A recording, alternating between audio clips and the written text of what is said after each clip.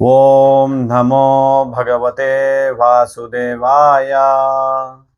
ಓಂ ನಮೋ ಭಗವತೆ ವಾಸುದೇವಾಯ. ಓಂ ನಮೋ ಭಗವತೆ ವಾಸುದೇವಾಯ. ಹರೇ ಕೃಷ್ಣ. ಭಗವದ್ಗೀತಾ ಯಥಾರೂಪ ಅಧ್ಯಾಯ 1 ಕುರುಕ್ಷೇತ್ರ ರಣರಂಗದಲ್ಲಿ ಸೇವಾನುಲೋಕನ. ಶ್ಲೋಕಗಳು 16ರಿಂದ 18ರವರೆಗೆ. ಅನಂತ ವಿಜಯಂ ರಾಜ ಕುಂತಿಪುತ್ರೋ ಯುಧಿಷ್ಠಿರಃ ನಕುಲ ಸಹದೇವಶ್ಚ ಸುಘೋಷ ಮಣಿಪುಷ್ಪಕೌ ಕಾಶಶ್ಚ ಪರಮೇಶ್ವಾಸ ಶಿಖಂಡಿ ಚ ಮಹಾರಥಃ ದೃಷ್ಟದುಮ್ನೋ ವಿರಾಟಶ್ಚ ಸಾತ್ಯಕಿಶ್ಚ ಪರಾಜಿತಃ ದ್ರುಪದೋ ದ್ರೌಪದೇಯಶ್ಚ ಸರ್ವಶಃ ಪೃಥಿವಿಪತೆ ಸೌಭದ್ರಶ್ಚ ಮಹಾಬಾಹೋ ಶಂಕೋ ಧಮ್ನೋ ಪೃಥಕ್ ಪೃಥಕ್. ಹರೇ ಕೃಷ್ಣ.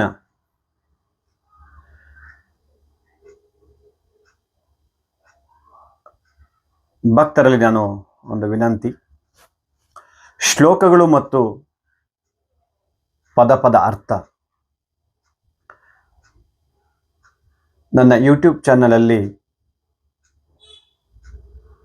ಶಾರ್ಟ್ಸ್ ಅಲ್ಲಿ ಚಿಕ್ಕದಾಗಿ ಬರುತ್ತೆ. 1 ನಿಮಿಷ ಒಳಗಡೆ ಅದು ನಿಮ್ಮ ವಿಡಿಯೋನಲ್ಲಿ ನೀವು ಸಬ್ಸ್ಕ್ರೈಬ್ ಮಾಡಿದ್ರೆ ನಿಮಗೆ ಚಾನಲಲ್ಲಿ ಪೂರ್ತಿ ಶ್ಲೋಕಗಳು, ಪದಾರ್ಥ, ಅನುವಾದ, ಭಾವಾರ್ಥ ಎಲ್ಲವನ್ನು ನೀವು ಕೇಳಬಹುದು. ದಯವಿಟ್ಟು ಎಲ್ಲರೂ ಸಬ್ಸ್ಕ್ರೈಬ್ ಮಾಡಿ. ಪದ ಅರ್ಥ. ಅನಂತ ವಿಜಯ ಎಂಬ ಶಂಖವನ್ನು ರಾಜನಾದ ಕುಂತಿಯ ಮಗನಾದ ಯುಧಿಷ್ಠಿರನು, ನಕುಲನು, ಸಹದೇವನು, ಚ ಮತ್ತು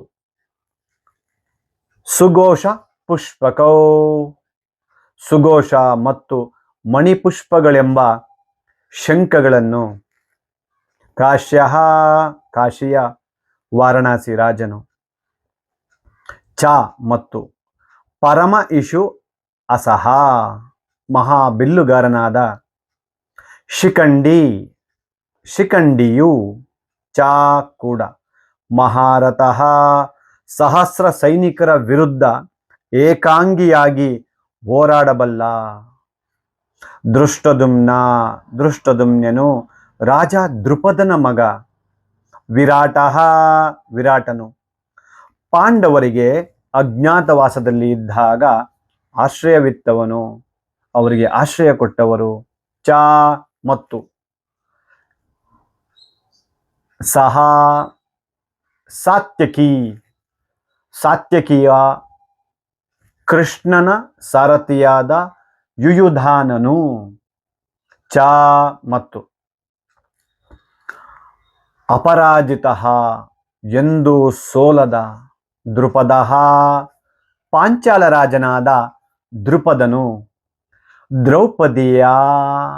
ದ್ರೌಪದಿಯ ಪುತ್ರರು, ಚ ಕೂಡ ಸರ್ವಶಃ ಎಲ್ಲರೂ ಪೃಥ್ವಿಪತೆ ರಾಜನೇ, ಸುಭದ್ರೆಯ ಮಗನಾದ ಅಭಿಮನ್ಯು, ಚ ಕೂಡ ಮಹಾಶಾಲಿಯಾದ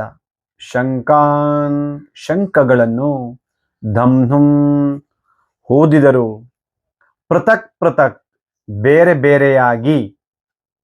ಅನುವಾದ. ಕುಂತಿಯ ಪುತ್ರನಾದ ಯುಧಿಷ್ಠಿರನು ಅನಂತ ವಿಜಯ ಎಂಬ ತನ್ನ ಶಂಖವನ್ನು ಊದಿದನು. ನಕುಲ ಸಹದೇವರು ಸುಘೋಷ ಮತ್ತು ಮಣಿಪುಷ್ಪಕ ಶಂಖಗಳನ್ನು ಊದಿದರು.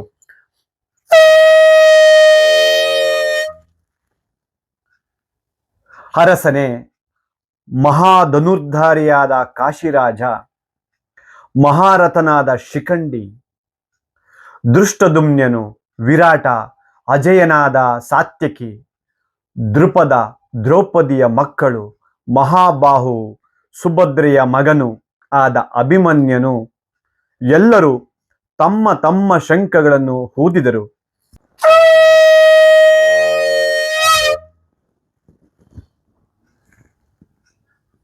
ಭಾವಾರ್ಥ: ಕುರುಕ್ಷೇತ್ರ ರಣರಂಗದಲ್ಲಿ ಯುದ್ಧ ಶುರುವಾಗಬೇಕು. ಅದಕ್ಕೆ ಮುಂದೆ ಎಲ್ಲರೂ ತಮ್ಮ ತಮ್ಮ ಶಂಖಗಳನ್ನು ಊದಿ ಶುರು ಮಾಡ್ತಾ ಇದ್ರು. ಭಾವಾರ್ಥದಲ್ಲಿ ಅರಸ ಧೃತರಾಷ್ಟ್ರನು ಪುತ್ರರಿಗೆ ಮೋಸ ಮಾಡಿ ತನ್ನ ಮಕ್ಕಳನ್ನೇ ಸಿಂಹಾಸನದ ಮೇಲೆ ಕೂಡಿಸಲು ಕೈಗೊಂಡ ಅವಿವೇಕದ ನೀತಿಯು ಮೆಚ್ಚುವಂಥದ್ದಲ್ಲ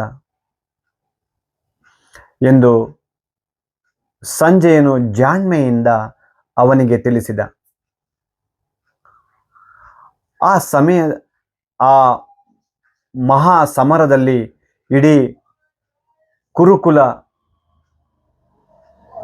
ನಿರ್ಮಮವಾಗುತ್ತದೆ ಎಂದು ಆಗಲೇ ಸ್ಪಷ್ಟವಾದ ಸೂಚನೆಗಳಿದ್ದವು. ಪಿತಾಮಹ ಭೀಷ್ಮನಿಂದ ಪ್ರಾರಂಭಿಸಿ ಅಭಿಮನ್ಯು ಮತ್ತಿತರ ಮೊಮ್ಮಕ್ಕಳವರೆಗೆ ಎಲ್ಲರೂ ಮತ್ತು ಜಗತ್ತಿನ ಅನೇಕ ರಾಜ್ಯಗಳ ದೊರೆಗಳು ಅಲ್ಲಿದ್ದರು. ಎಲ್ಲರ ಸಾವು ಖಚಿತವಾಗಿತ್ತು. ಈ ಭೀಕರ ವಿಪತ್ತಿಗೆ ರಾಜ ಧೃತರಾಷ್ಟ್ರನೇ ಕಾರಣ.